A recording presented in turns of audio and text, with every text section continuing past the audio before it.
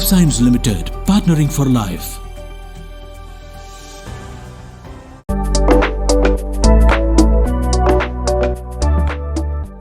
नमस्ते, मैं डॉक्टर हेमंत कुलकर्णी। मैं एमडी मेडिसिन हूँ और मैं डायबिटीज़ में प्रैक्टिस करता हूँ हर लास्ट 15 सालों से। डायबिटीज़ के बारे में अगर बोलना है तो डायबिटीज़ एक बहुत ही कॉमन बीमारी है। स्पेशली हमारे देश में बहुत डायबिटीज़ के मरीज़ हैं और आगे बढ़ के ये नंबर्स बढ़ते जाने वाले हैं। WHO के हिसाब से भारत में सबसे ज़्यादा डायबिटीज़ के मरीज नेक्स्ट 1 और 2 डिकेड्स में होने वाले हैं। और इसका सिंपल और कॉमन रीजंस है क्यों। एक तो सब लोगों को मालूम है कि हमारा लाइफस्टाइल अब आजकल बहुत बुरी है। खाने पीने का भी हमारा इतना हम उसको इम्पोर्टेंस नहीं देते हैं। और डायबिटीज़ को one of the preventable disease है और इसको जब जो इनिशियल स्टेज में इसको हम प्रिवेंट कर सकते हैं और नॉट दैट होने के बाद ही उसको हम डाइट एक्सरसाइज ये सब चीज़ें चालू करना है। सो प्री डायबिटीज स्टेज में हम इसको डेफिनेटली बहुत कंट्रोल कर सकते हैं, प्रिवेंट भी कर सकते हैं और ऐसा करने से हम डायबिटीज़ आगे का रिस्क जो है हम उसको टाल सकते हैं। सो प्री डायबिटीज़ मतलब क्या है? प्री डायबिटीज़ यानी डायबिटीज़ होने से पहले जो इनिशियल स्टेज रहता है ना उसको प्री डायबिटीज़ बोलते हैं। WHO या अमेरिकन डायबिटीज़ एसोसिएशन के गाइडलाइंस के हिसाब से जिसका फास्टिंग शुगर 100 to 126 के बीच में और जिसका HbA1c 5.7 से 6.7 के बीच में 6.5 के बीच में जो रहता है उनको हम प्री डायबिटीज़ करके लेबल करते हैं।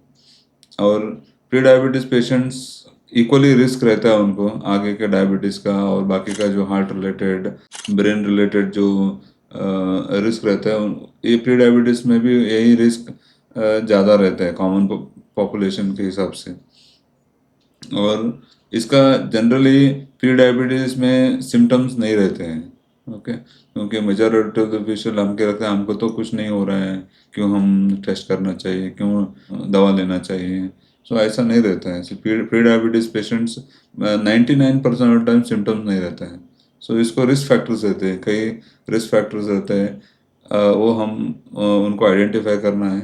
सो जो रिस्क फैक्टर्स यानी एक तो फैमिली हिस्ट्री, ओके, और जिसका वेट बहुत ज़्यादा है, ओके, वेट यानी ओबेसिटी अगर उसका 30 के ऊपर है या 25 के ऊपर BMI है, सो ये इनको थोड़ा रिस्क ज़्यादा रहता है। और कई बार जिसको प्रेगनेंसी में डायबिटीज़ हुआ रहता है, ओके, उनको भी ये रिस्क डायबिटीज़ का रिस्क रहता है।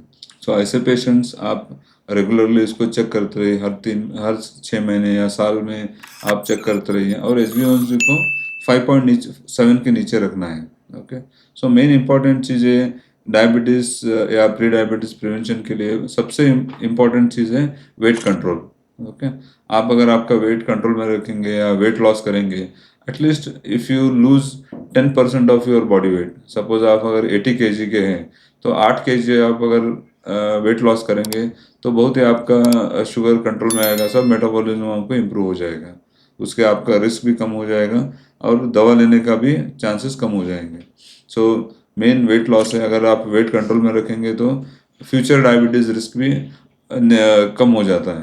प्री डायबिटीज़ के साथ और कोई बीमारी है यानी हाइपरटेंशन, कोलेस्ट्रॉल, ये सब चीज़ें भी जांच करके चेक करना है, क्योंकि ये तीनों मिलके they can become a more deadly combination. इसीलिए अगर कोलेस्ट्रॉल ज़्यादा है या BP ज़्यादा है उसको भी हम एड्रेस करना है। और प्री डायबिटीज़ पेशेंट्स को हम जनरली लाइफस्टाइल मॉडिफिकेशन और डाइट, लाइफस्टाइल मॉडिफिकेशन यानी क्या, टाइम टू टाइम खाना है, टाइम टू टाइम स्लीप सोना है और रेगुलर एक्सरसाइज करना है। रेगुलर यानी हफ्ते में एटलीस्ट आप 5 या 6 दिन एक्सरसाइज करो 30 मिनट्स के हिसाब से। जितना आपको फास्ट, एटलीस्ट फास्ट वॉकिंग हो या जो भी विग्रेस एक्सरसाइज आप कर पाते हो वो करिए।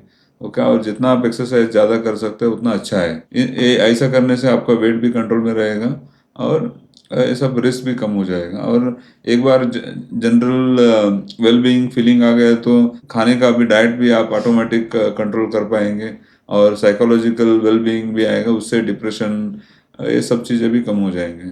लाइफस्टाइल मॉडिफिकेशन के बाद डाइट, ये दोनों के साथ अगर समटाइम्स दवा भी देने का ज़रूरत पड़ता है। दवा प्री डायबिटीज़ में हम जनरली सबसे लीस्ट पावरफुल या one of the best molecule यानी मेटफॉर्मिन हम यूज़ करते हैं।